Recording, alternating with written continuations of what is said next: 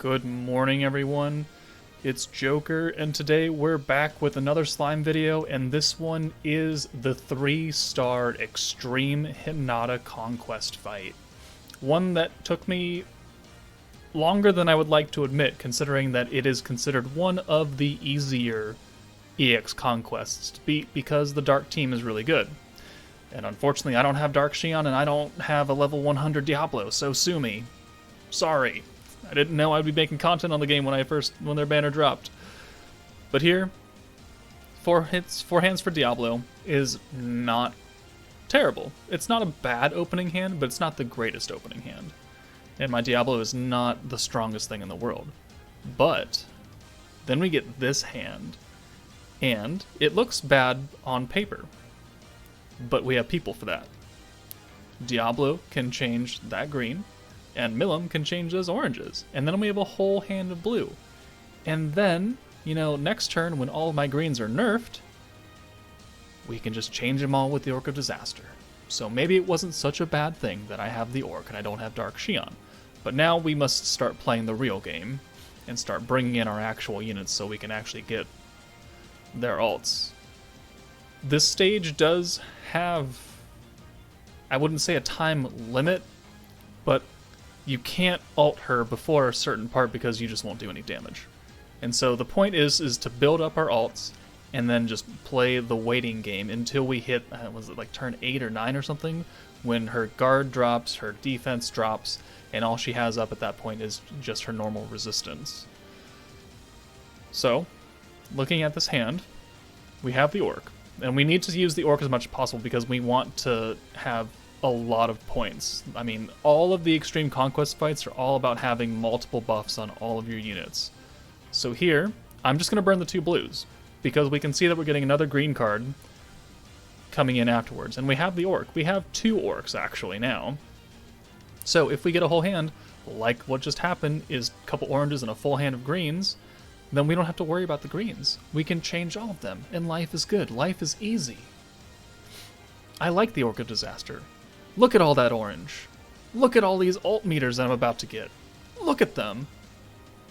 I'm having a blast here. So, we have ults for literally everyone. We still have another Orc of Disaster gauge ready for, whatever turn that we need it. We are building up our point totals so we can have many, many, many buffs. And we're doing, some semblance of damage. I mean, it's not great, but she's got her guard and defense, so you're not going to do a lot of damage anyway. But now I want to switch these out, because I don't want to be hampered by only having half a hand to use. And Diablo is literally almost dead, because she hated Diablo. So I need to get him out. Opens up a slot on the ult, changes up our cards a little bit, and we're going to get MILIM in here too. That way we have mostly a full hand that we can work with and continue to gather points with and do a little bit of damage, because I'm definitely not ulting here. So we have almost a full hand of Rimuru cards now, which is neither here nor there. He's only here for one reason, and that's to attack boost me, and that is it. So we're going to burn the Rimuru cards. We're going to do some pathetic level of chip damage. I don't know why I'm checking my skills at that point, because it's not like I'm going to burn any, because there is no reason. Also, don't ask me why I'm unclicking all those. I don't know.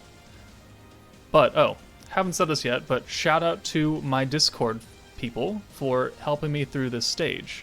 I should have probably mentioned that at the beginning, but I was in the Discord call for this run, and they were giving me advice throughout the run. So, shout out to you guys. Thank you. I appreciate it. Sorry it was so late into the video where I mentioned this, but I got you there. I got you. So if you haven't joined the Discord, you want to take part in some of these little mini streams, little kind of let's hang out and chat and run through some stupid events that's going to make me bang my head against a wall, links in the description. Join the Discord. It's small. It's a growing family, though. And the Discord it needs work, but I'm working on it. Give me a break. Okay. So, turn 6. We can see at the very top her defense is about to leave. And so this is where we want to set up and make sure that we have the optimal turn for the ults. So, we have a whole bunch of Dark MILIM. we have a Wind MILIM card, and we can see that we have a Space Rimuru card coming, which is perfect, because I need to have a Wind MILIM and a Rimuru card. That way, when I swap Benimaru and Diablo in, they actually have a space where their ults can, occupy and actually be available. Because I cannot tell you how many times I've just switched them in willy-nilly and they didn't have any cards, and I hate myself. Because I've gotten to this point, and then I don't have access to them, and then I just have to cry a little bit, and then quit, and then redo it, and then go another like 10 runs before I get this kind of RNG again. So we're going to burn the Dark MILIM cards, which is fine. I mean, she's going to do the most damage out of any of these units. And it's going to give us some space. So, please burn these cards, thank you. Alright, yeah, 273 damage. Real nice. Real great. And we get ulted on Wind MILIM, which is probably the best option. And then she heals up. I totally forgot that she healed, and I thought, oh shit. Well, that's over.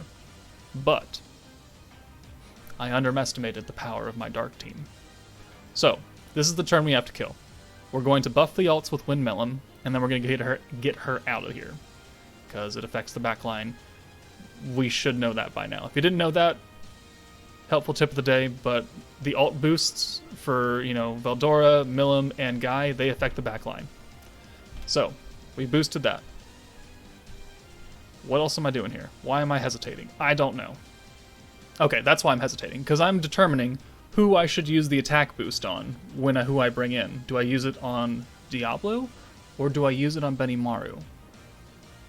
Because Benimaru will probably hit harder. But do I want to increase Diablo's damage? But what I forgot at the moment was that Diablo can already increase his damage with his own skill. So we're going to bring in Benimaru and just boost his damage to make it as strong as possible. So we're going to boost Dark MILIM and Benimaru's attack by 40%. By 40%. Thank you.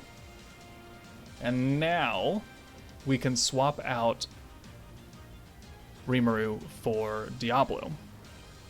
And thankfully, we still have enough points to use Diablo's skill, because it's not 40%, it's like 22% because it's not maxed out for me.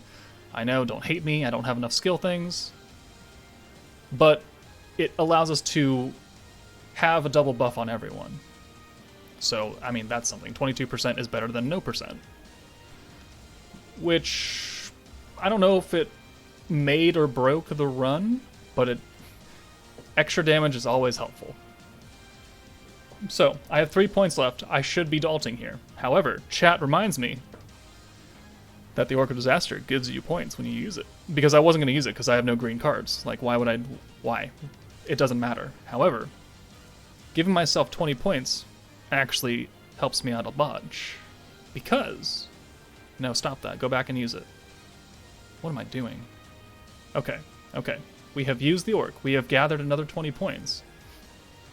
Which now allows us to use Benimaru's resistance or defense down. And I kind of go back and forth between the crit rate on Dark MILIM or the defense down, and we eventually determined that the defense down would be more proactive because there's no guarantee that 15% is going to proc, but this defense down is guaranteed, and it will help our damage in the long run. So, and it boosts Benimaru's crit rate, so I mean, it's a double whammy on that side. So, we have boosted with every single possible thing that we could. We are just confirming here that both the Dark Resistance and the defense is down. She has 73,000 health left. It's a tall order. Very, very tall order to kill here. But we have 3 boosted ults, we have 2 follow-up attacks, and at this point, we are sending, 73,013 health. We are sending this hand, and then I look away.